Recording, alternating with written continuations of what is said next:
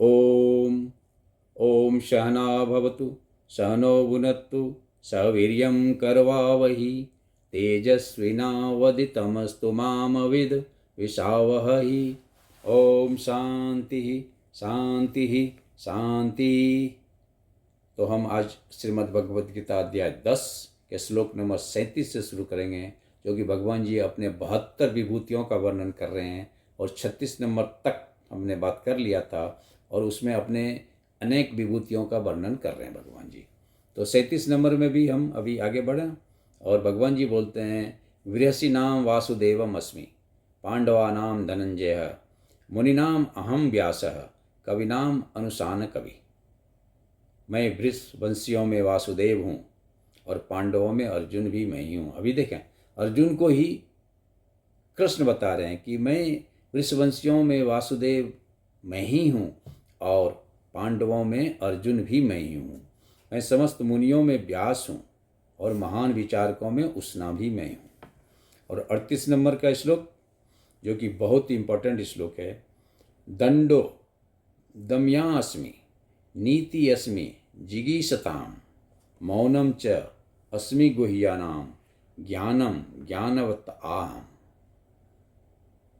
अराजकता को दमन करने वाले समस्त साधनों में से एक दंड मैं हूँ, और जो विजय के आकांक्षी है उसका मैं नीति हूँ।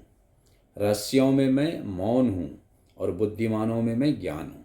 ये जो अभी यहाँ पे क्या क्या आया, दंड, नीति, मौन और ज्ञान, ये चार जो क्वालिटी है ना, ये लीडरशिप का क्वालिटी है।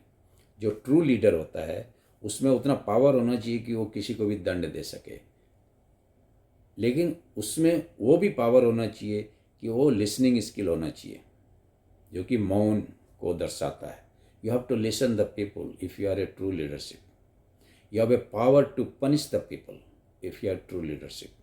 और जो विजय का आकांक्षी है उसका मैं नीति हूँ, यानी कि you have to make the policy towards the victory. अगर आप कोई कंपनी चलाते हो तो उसका जो मिशन है, विजन है, उसका जो नीति है, पॉलिसी है, that you should make towards the profit of the company. और बुद्धिमानों में ज्ञान भी मैं हूँ। Awareness is the very important quality of the leadership. तो चार क्वालिटी है जो कि हम बाद में फिर से बात करेंगे इस पर। अभी 39 नंबर का श्लोक, यत च अपि सर्वभूतानां बीजम तद अहम अर्जुन न तदस्ति विनाश्यत्स्याम मया भूत चराचरम। यही नहीं अर्जुन, मैं समस्त जीवों का जनक बीज भी हूँ। अभी ये इंपॉर्टेंट बात फिर से यहाँ कर रहे हैं कि मैं सारे जगत का जो है बीज हूँ, यानी कि उत्पन्न करने वाला, सारे जगत को उत्पन्न करने वाला मैं हूँ। मया ततम इदम जगत अव्यक्त मूर्तिनाम, जो कि 9 नंबर में भगवान जी ने बोला। ऐसा चर और अचर कोई भी प्राणी नहीं है जो मेरे बिना रह सके। मया ततम इदम जगत अव्यक्त मूर्तिनाम मतस्तानि सर्वभूतानि ना चाहम तेषु अवस्थितम। उसी बात को यहाँ बोल रहे हैं कि मेरे से सारे प्राणी हैं, मेरे बिना कोई भी प्राणी रह नहीं सकता है, जी नहीं सकता है, ना कोई जगत व्याप्त हो सकता है। और 40 नंबर के श्लोक में भगवान जी बोल रहे हैं कि ना अंतो अस्मि माम दिव्यानाम विभूतीनाम परंतपः एष तू एषतः पृक्तो विभूते विस्तरो मया। हे परंतप, हे अर्जुन, मेरी दैवी विभूतियों का कोई अंत नहीं है। मैं तुमसे जो कुछ भी कहा अभी तक, वह तो मेरे अनंत विभूति का एक संकेत मात्र है। Just a it's a symbology, just it's a token of my विभूति। यत यत विभूति मतः सत्तम श्रीमतम ऊर्जितम एव वा ततम ततम एव आगच्छ तम माम तेज अंश संभव। तुम जान लो कि मेरा ऐश्वर्य, मेरा सौंदर्य, तेजस्वी सृष्टियाँ मेरे तेज का एक स्फुलिंग मात्र है, यानी कि जस्ट एक कण के बराबर है। जितना हमने बात किया उसका एक कण के बराबर ये है।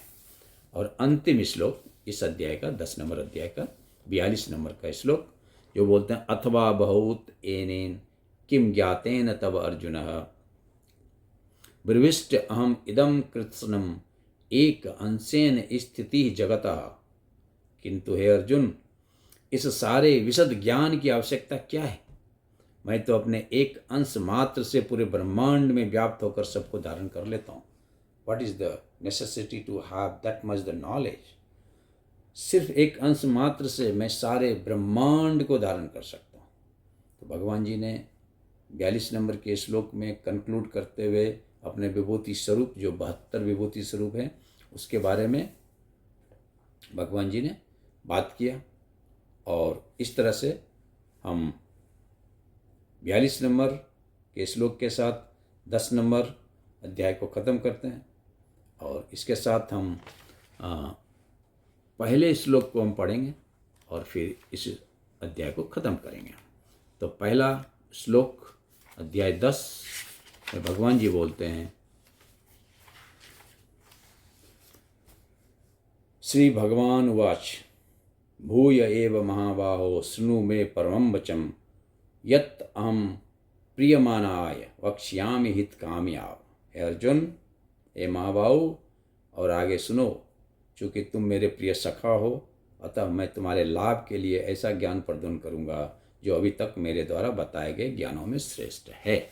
तो इस तरह से भगवान जी ने 10 नंबर के अध्याय में अपने विभूति स्वरूप का वर्णन किया है।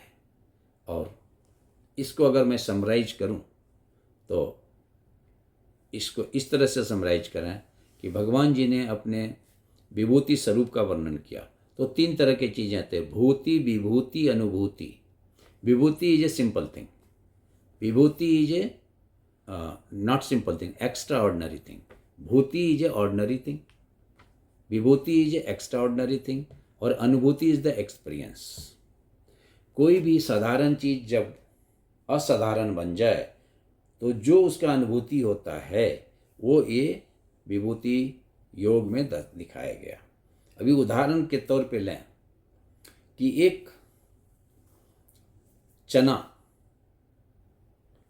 दुकान से आप लाते हो तो ये बहुत ही ऑर्डिनरी है। जस्ट उसी चना को आप भगवान का प्रसाद बनाते हो उसी चना से, तो वो भूति नहीं बन के वो विभूति हो जाता है, यानी कि वो एक्स्ट्रा ऑर्डिनरी हो जाता है। और फिर जब उसी चना का भोग भगवान के चरणों में लग करके उसके प्रसाद को हम जब ग्रहण करते हैं तो जो अनुभूति होता है, जो एक्सपीरियंस होता है, वो अनुभूति है। तो भूति, विभूति, अनुभूति। मिट्टी जब तक है वो भूति है, ऑर्डिनरी थिंग है, लेकिन जब उसी मिट्टी से दीपक बना तो वो विभूति हुआ, एक्स्ट्रा ऑर्डिनरी हुआ। और जब उसी दीपक में आपने घी डाला और उसको जला करके भगवान के चरणों में दीपक से आरती किया तो फिर जो आपको प्राप्त हुआ वो अनुभूति हुआ। तो भूति, विभूति, अनुभूति, ये 3 चीज़ को यहाँ पे भगवान जी ने बताया। और भगवान जी ने बीच वाले को ज़्यादा जोर दे के यहाँ बताया है, जो कि विभूति है। अभी अगला चैप्टर, जो चैप्टर नंबर 11, वहाँ अनुभूति की बात करेंगे। और 9 नंबर के पहले जो था वो भूति की बात कर रहे थे भगवान जी। अभी 9 नंबर में विभूति की बातें किया, जो कि एक्स्ट्रा ऑर्डिनरी है, और 72 विभूतियों का वर्णन किया। और 72 विभूतियों में मूलतः आप देखेंगे तो सारे प्रकृति को भगवान जी ने कैप्चर किया।